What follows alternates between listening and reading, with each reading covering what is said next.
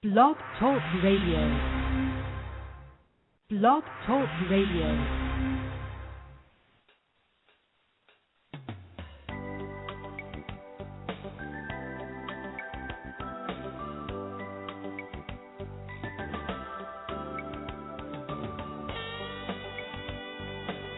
Hi everyone, and welcome to a very special edition of Franchise Interviews, where for over 5 years we've been asking the frantrepreneurs one-on-one.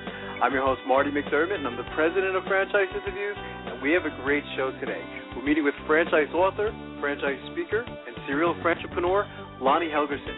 And Lonnie has over 27 years experience in franchising industry, working with companies such as Super 8 Motels, Ident-A-Kid, and many more. And that's coming right up on Franchise Interviews. So stick around because we got a great show.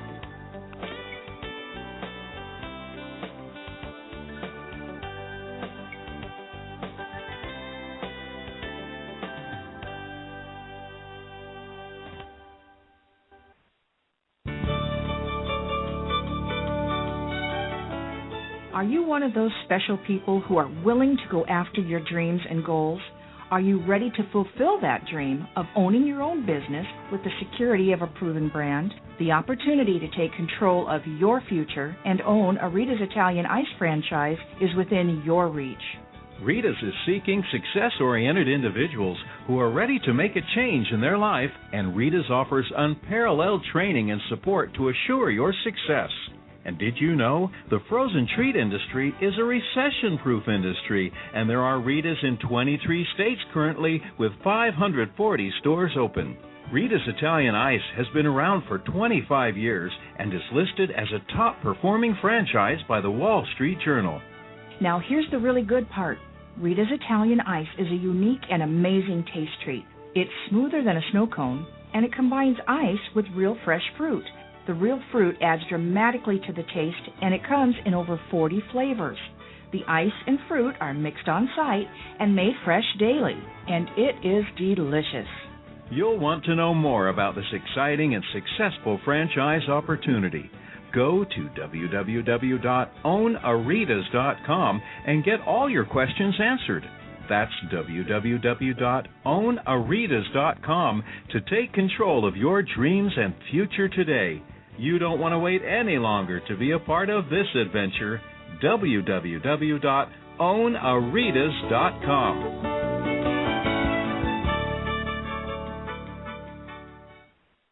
Franchisers, are you looking to reach aspiring entrepreneurs looking to buy a franchise? Are you looking to reach a highly educated audience on franchising? For over 4 years, Franchise Interviews has been giving an up-close, behind-the-scenes look at franchising and entrepreneurship through our website, franchiseinterviews.com, where you can hear and read interviews as well as get inside tips from some of the most successful sources in franchising. Check out our weekly franchise radio show, where each week you get to hear a new interview with franchisers, franchisees, franchise authors, franchise experts, and attorneys, and our podcast, Great Quotes in Franchising. Get 3 months of free advertising when you sign up for our 1-year package. For more information, go to franchiseinterviews.com or call us at 610-905-2919. That's 610-905-2919.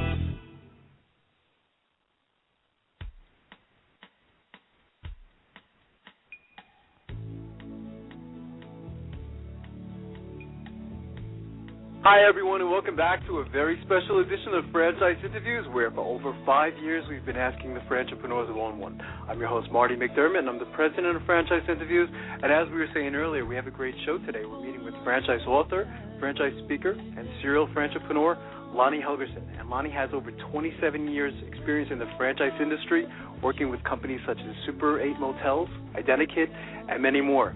Hey Lonnie, how you doing today? I'm doing great, Marty. I'm having an awesome day. Oh, that's fantastic, Lonnie. It's great to finally have you on the show. I've been following your career for quite a long time now. So Don was a little jealous he couldn't be here today. I was telling him a story before the show, Lonnie. I promised my wife over the Memorial Day weekend that I wasn't going to do any work or read any journal articles for my doctorate degree. And I got your book, 5 Pennies. I think I got it on Friday, and I got to tell you, I I couldn't put it down. It was a fantastic book. I think you really did a great job at filling a gap in a literature review. You know, there's nothing out there that's like it. I was telling Don about the title. I said 5 pennies. He goes, "What's 5 pennies?" So you probably get that. It's a great story. I thought you could probably tell it a little better than I could.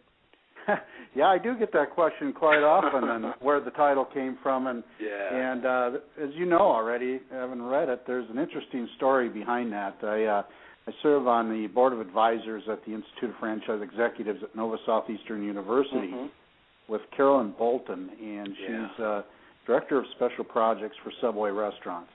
And Carolyn and I go back quite a ways, and you know, we know each other very well, and our kids are very close in age, so we always drift off into a conversation about our children. A few years back already, her and I were talking about our kids, and I was telling her how I was trying to teach Chandler, my son, a number of years before this conversation, actually. He was probably about 5 or 6 at the time, and he's now 11, so this has been a while back. And he always hits me up for money, right? You know, he wants some money for this or that, right? Right. And I said, okay, here's the deal, son. I said, you clean my office, and I'll pay you to do that. And he said, okay. So he came in, he lugged in the vacuum cleaner, and he vacuumed a little bit and got more garbage on the floor than he took out and this, that, and the other thing. And he came over, and he said, okay, he wanted $2. I said, well, where's your invoice? And right. It's like, he gives me that blank stare like, invoice, and he could hardly, say the word at the time. And I said, here's how you make money. I said, this is, I'm going to teach you a business lesson today. So I taught him how to create an invoice and wrote down $2. And I said, now you give me the invoice. And I gave him his $2, and I marked paid in full. I said, you keep that, and that's how you make money as a business. And she chuckled, and she said, her son was going through the same kind of gyrations. And at the time, she was working for Franchise Brands, which is a side business that's owned by the founders of Subway that looks for concepts to purchase. And at any rate, he was always hitting her up to buy this chain or that chain. He'd stop and have a bagel, and he'd say, Mom, you guys need to buy this franchise chain because it's such good food. And she's getting to a point where she finally decided to tell him how they evaluate a franchise when they purchase it, and it's a good story. And I think she says for every $1 that comes into that bagel shop, so that would be 100 pennies, right? Yes. Right. Okay. So many pennies go to pay for your labor and your staff. So many pennies go to rent. So many pennies go to insurance, and she went through all of them. So many pennies go to buy food for resale. So at the bottom, there's got to be a good, strong amount of pennies for the owner to keep at the end of the day. That's called net profit.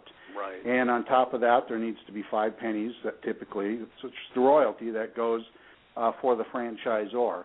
And she says we zero in on that profitability, those pennies that go to the franchisee for profitability when we're going to purchase a chain.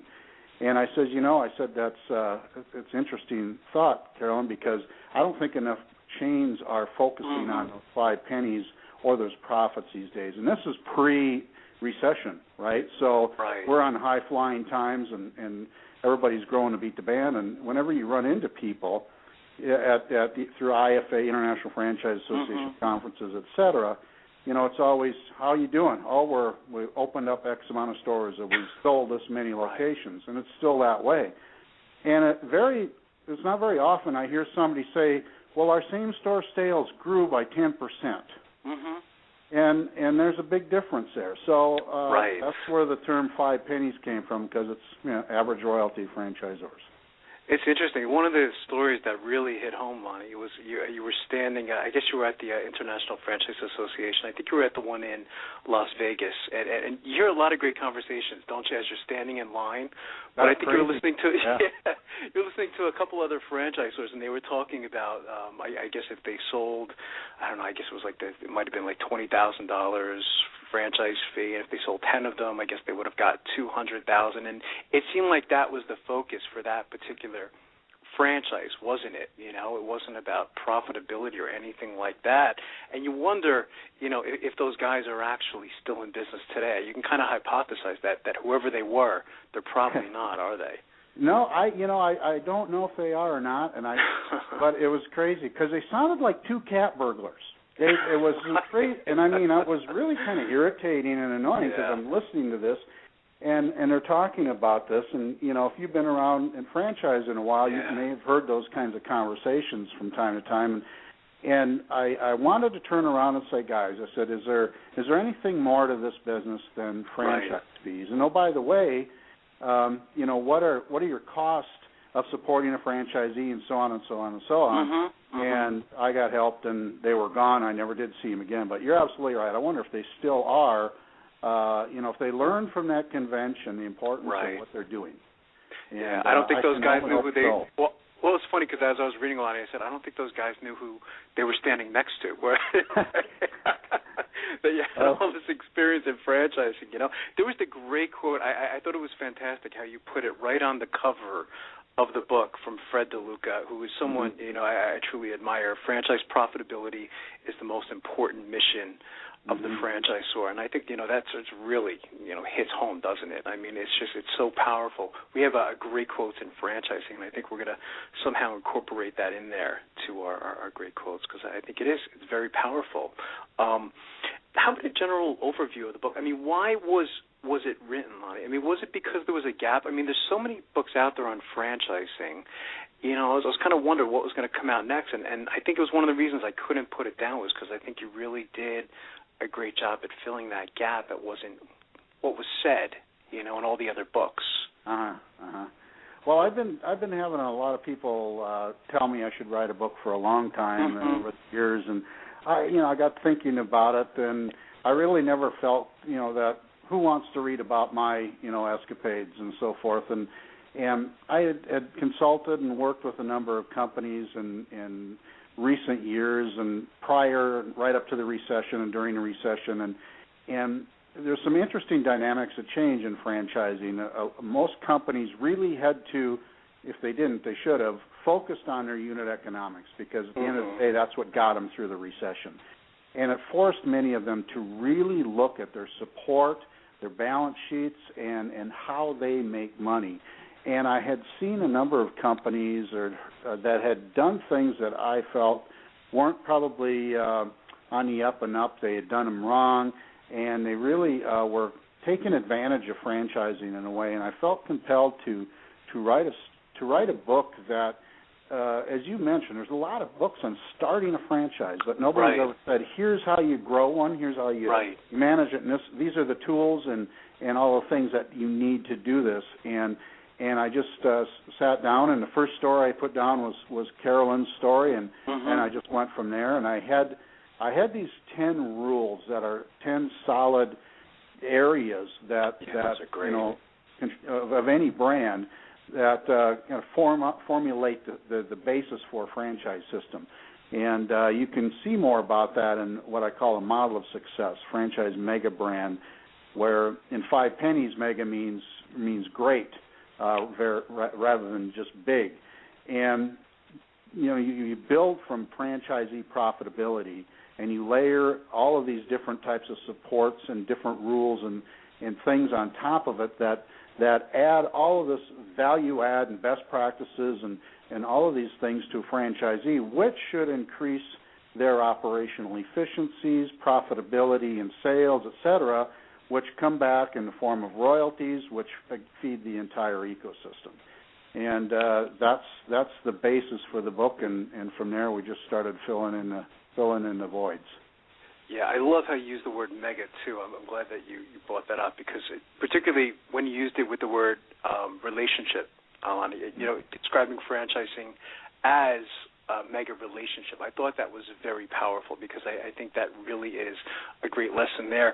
I was mentioning to you know, I do a lot of research on franchising because I'm in the dissertation mode right now, and I see a lot of different definitions on franchising. I probably have about 50 I could recite back to you, but not a lot of them emphasize the word relationship, particularly mega relationships. I thought that was very powerful. I think you did a very good job at hitting home by the end of the book as far as, that's what franchising is, isn't it? It's a mega relationship. Thank you for the compliment, and it's absolutely true, and it's probably one of the most overlooked pieces of the business model is the relationship side of it, and where most companies get into trouble, or I wouldn't say most, but some companies get in trouble, is they don't understand that side of the business, or why franchisees act and the way they do and respond the way they do.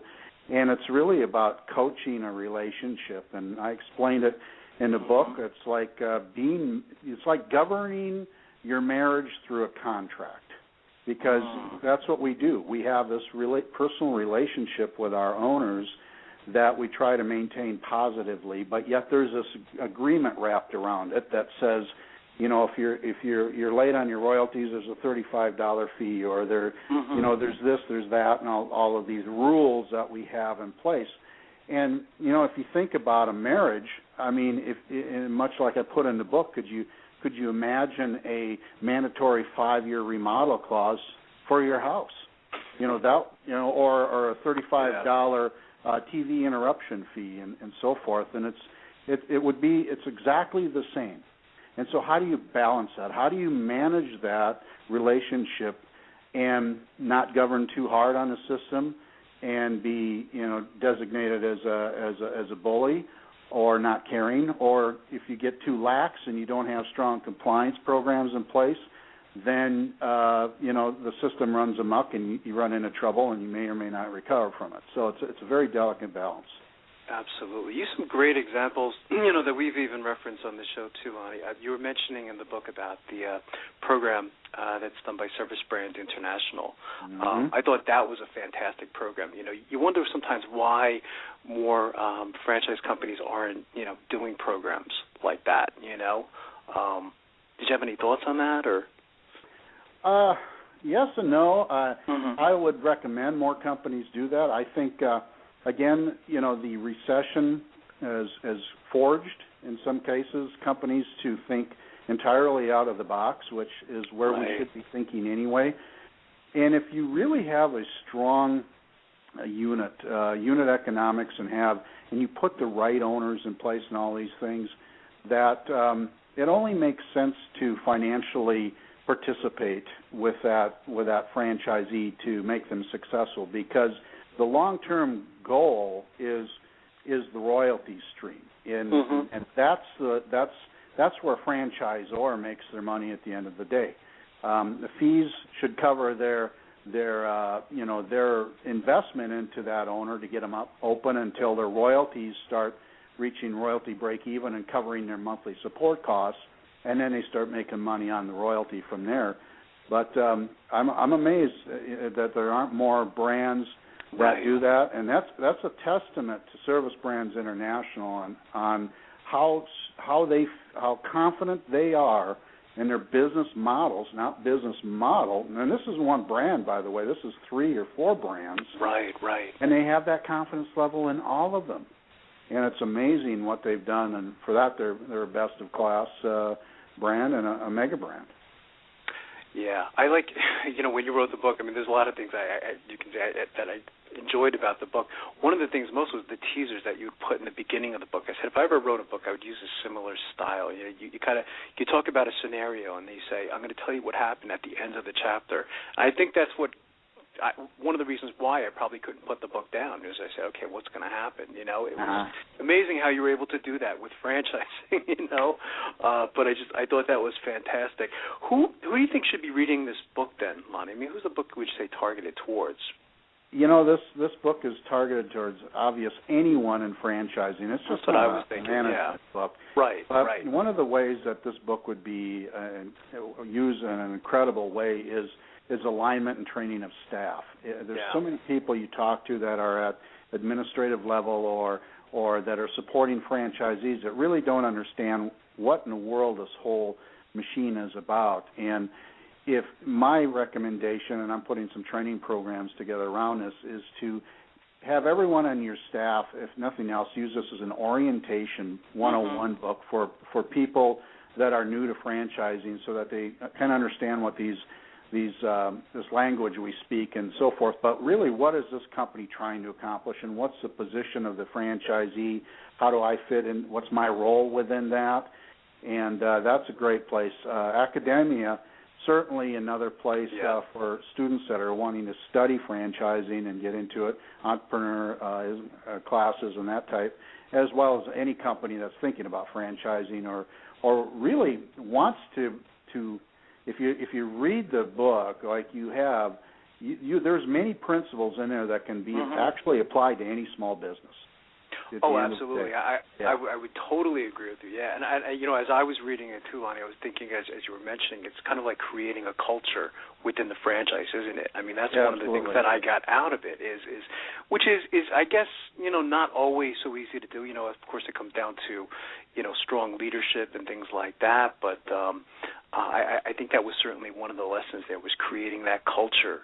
After reading a book like this, of having that mindset, which is really so important for long-term success. And again, I mean, the examples that you reference in the book, whether it's your Subways or, your 7-Elevens, and, these are companies that, you've dealt with and worked with, and all these guys, so, firsthand. You've been in franchising such a long time. One of the questions I've been dying to ask is, what changes have you seen in franchising, Lonnie, since you got involved, so 27, 28 years ago to, kind of like where we're at today, positive or negative? Yeah, that's a deep question. Yeah, it is a deep question. We could schedule another radio show around that question. It's, to start with, I think I would use the word sophistication of franchisors is really the biggest change I've seen, and it's a reflection of the sophistication of the franchisee as well. And a lot of that has been born through availability of content and information and, the Internet and all of that type of thing that's driven this. But I would say fundamentally those brands that recognize that they're in business with their franchise owners versus just franchising a concept to an owner are the ones that's been the biggest change that I've seen, and that was probably a lesson some of them learned unwillingly and through economic turmoil. But the sophistication of the business model, obviously the legal side of this and the compliance side of this with the state laws and regulations and all of that we really don't need any further, have created a complicated business model, and a sophisticated and a complicated business model, and that has fundamentally been the biggest change, and that's a lot of changes. Like I said, we could do a whole radio show about this, but overall, 5 Pennies is probably the aggregate of those changes. A book like this written 25 years ago when I was at Super 8 Motels, we wouldn't even gotten it. What does it mean? And I think that's the sum of the moving parts as a snapshot today. That's interesting. We recently had a Memorial Day show, Lonnie, and of course we spoke about veterans and franchising and veteran entrepreneurs, and you're the 2-time chairman of Vet Fran Committee. Did you want to talk a little bit about that? I mean, as far as how you feel about veterans getting into franchising, or what's been your experience with that? Oh, of course. Well, my experience with that is, first of all, I am a veteran, and I have direct experience with it. A quick story goes back to my days at Super 8. I was in the U.S. Army. I went back to from active duty to the South Dakota National Guard to work on my commission as an officer, and I had fortunately a buddy of mine that was an ROTC with me was working for Super 8 in the aviation department, and asked me if I was wanting to make some extra money. I said absolutely. My goal at the time in my life was to get my commission, go back active duty, and retire as a colonel, or hopefully even the luck of grace of Pat and that maybe a general. Right. That was my life, and I was very good at it. And I went to work for Super 8. I grew up through the ranks and got to know people. And one day we came back from some trip, and Ron Ribbett, one of the founders of the chain, was walking away from me, and they pushed the Learjet into the hangar. And I yelled at Ron. I had a camera in my hand, and for some reason, and took a picture of him as he turned around. And it was that moment in my life that I realized this was a guy that built a successful insurance practice and was a recovering banker, but now owned the largest economy chain in the world, lodging chain, at the time. And I thought, wow. And it was an instant epiphany where I said, I'm going to build a franchise brand. It wasn't start a business, it was build a franchise brand. Right. I had that picture hanging in my wall, and that was the day I decided to chase down that fork in the road. And I never did go back active duty in the military. I got out after 8 years, and I stayed in franchising ever since. I left Super 8 a few years later, started my own brand called Computer Doctor, and right. been at it ever since. But veterans overall has been a phenomenal success with VetFran. Absolutely phenomenal. The success continues to escalate even as we speak here, and it's because they are such a good fit for franchising. And franchising's a great fit for them. They come out of a place that they know what they're going to do when they get up. They know what they're going to wear. They know what the day comprises of. Franchising provides them, albeit maybe not quite that detailed, but darn near that type of life. And so they easily gravitate into that. And they're good followers and good leaders, which make them great team builders. And, they really thrive in franchising and its success of that. So, I've been fortunate to get involved with that program and have been a part of getting it to where it's at. And I encourage companies, if they're listening to this call, that if they're not involved with VetFran or a member of the IFA, they need to be. And they need to get involved with it.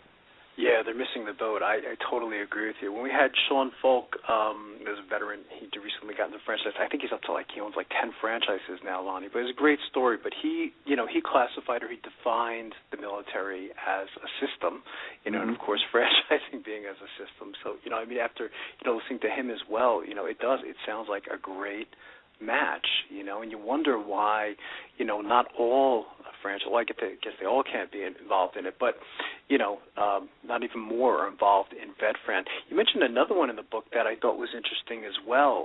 Was it I think it's PAFI. I can't remember if that's the acronym for it, but I thought that was interesting as well. Was it Professional Athletes Franchise Initiative, I think it was. That's correct. We've had them on the show too, and I thought, I never thought about that either. As I said, okay, when these gentlemen came on the show, I think one of the guys was Tioka Jackson, talking about how when you play sports, you have to follow rules, don't you?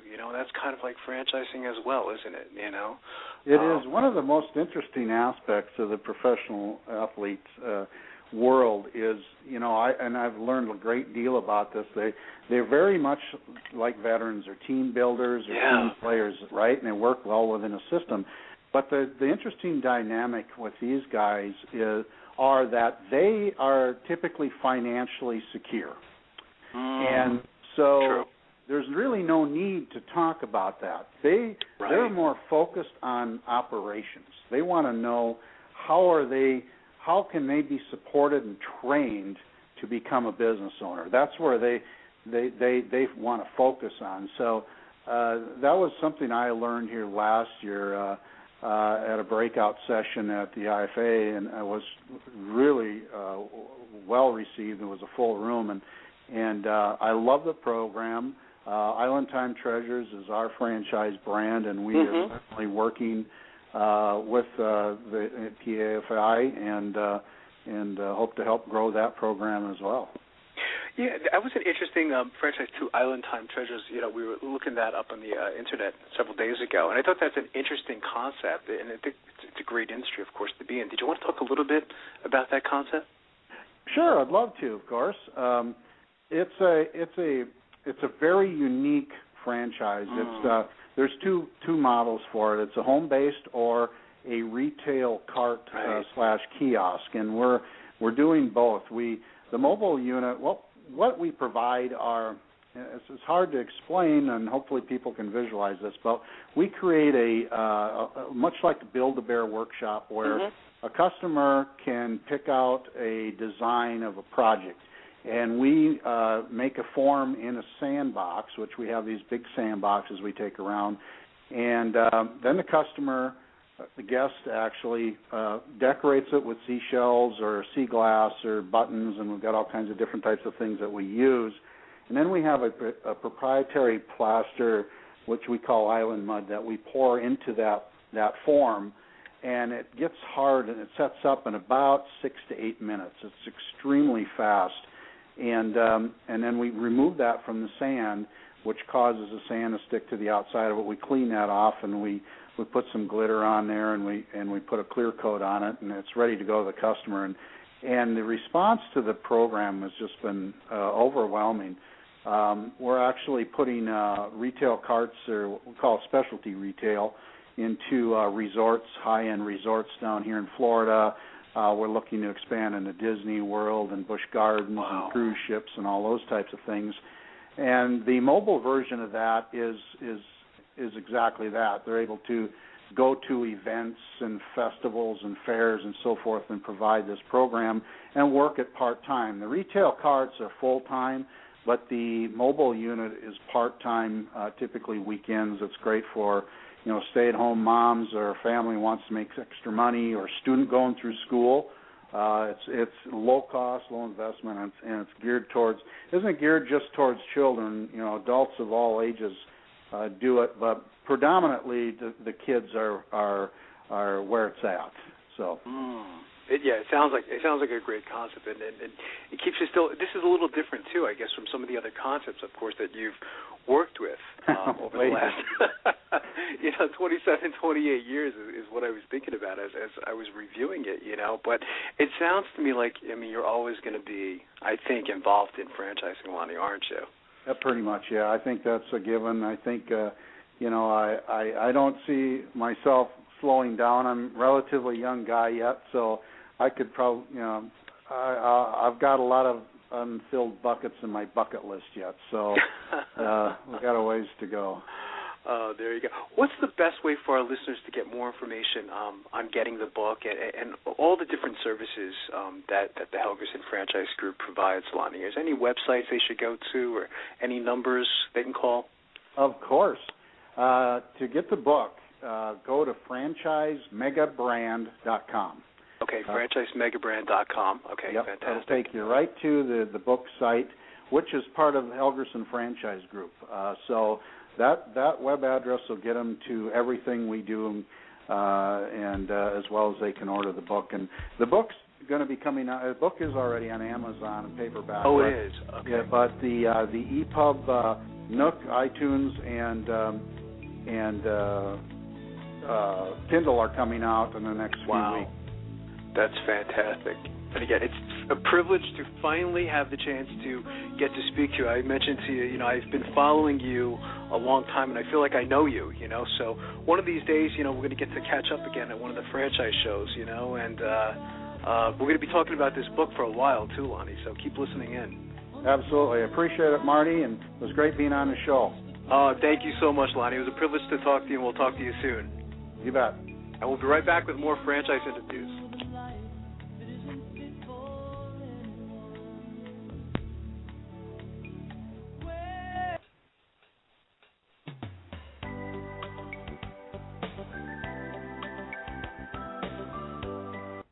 Franchise Interviews. For over 4 years, Franchise Interviews has been giving an up-close, behind-the-scenes look at franchising and entrepreneurship through our website, franchiseinterviews.com, where you can hear and read interviews as well as get inside tips from some of the most successful sources in franchising. Check out our weekly franchise radio show, where each week you get to hear a new interview with franchisers, franchisees, franchise authors, franchise experts, and attorneys. And don't forget to listen to our podcast, Great Quotes in Franchising. For more information, go to franchiseinterviews.com or call us at 610-905-2919. That's 610-905-2919. Need a business loan? Talk to Diamond Financial Services, the experts in franchise financing nationwide. Whether you're looking to start a franchise, acquire an existing franchise, or expand your territory through opening new locations, Diamond Financial stands by your side start to finish. From pre-qualification to packaging and presenting your application to securing a financial commitment and through the loan closing process, Diamond Financial is there. While you're waiting, thousands of others are making their financial dreams come true. Don't wait any longer. Pre-qualify now by completing a confidential, no-obligation financial analysis. Let's face it, traditional banks just aren't in the business of financing small business. At Diamond Financial, we specialize in securing franchise loans from $100,000 to $3 million and equipment leasing up to $150,000. Let us help you get started. Go to www.franchisefunding.net or call 877-508-2274. That's franchisefunding.net, 877-508-2274.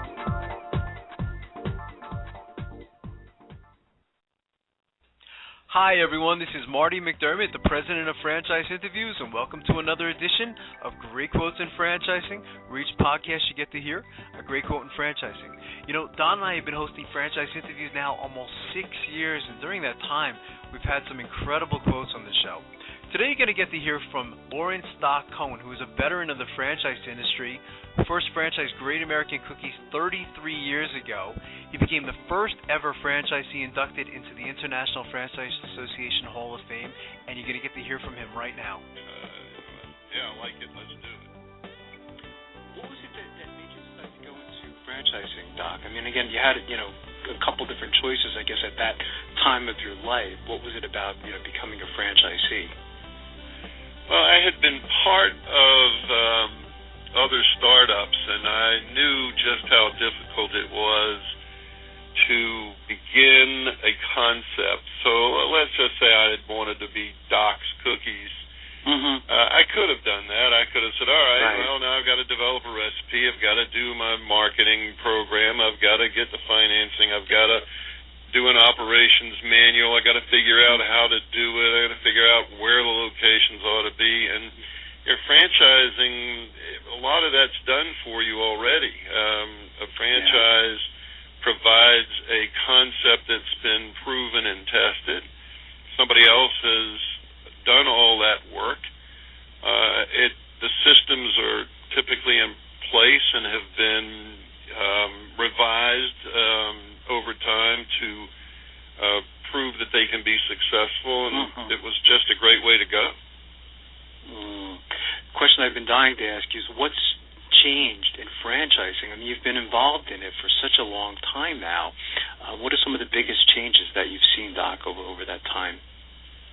Well, there have been a number of them. I think probably the most significant is the level of sophistication of the franchisee today, as opposed to when I went into it. And I don't think I'm the most unsophisticated person in the world looking back, but I really went into this without doing sufficient homework. And so, as I said, a lot of this was luck back then. Today, franchisees are much more likely to have very strong legal advice, very strong financial advice, are familiar with things like business plans. I didn't know what a business plan was when I went into business. I had no idea what a business plan was. And today's franchisees are much more knowledgeable about those things. And today, franchisees are more likely to be multi-unit and multi-brand.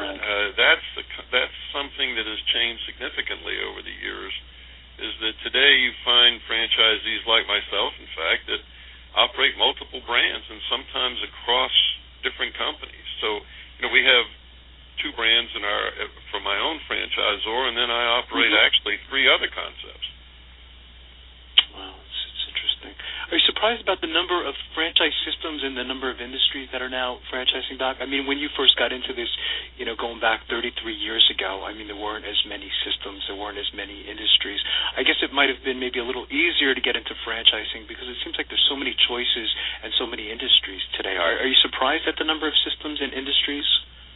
No, not at all. I mean, it's funny because 33 years ago, I was thinking, oh my gosh, how do I get to be a franchisee? You must really have to know somebody to get one of these franchises. And what I think's happened over the years is that as franchising has grown, people have recognized that it's such a great way to grow a business. So you have an entrepreneur who has this great idea, and the entrepreneur develops the idea and sees it bloom, and he or she gets going with it, and it's really fantastic. And then somebody else sees it and says, "Gee, that's a great idea. I'd like to do it." And as an entrepreneur, you may be sitting there with limited capital, and you say, "Well, yeah, I can teach you how to do this," and you really get excited about the prospect of teaching someone else how to do the business that you've developed and grown. And I think that's what's exciting about franchising. And that's why I think, for one reason anyway, why franchising has grown. It's a great way for an entrepreneur to get more rapid growth of a concept that he or she has developed. Thanks, everyone, for listening, and we'll see you again soon with another edition of Great Quotes in Franchising from Franchise Interviews. Take care, everyone.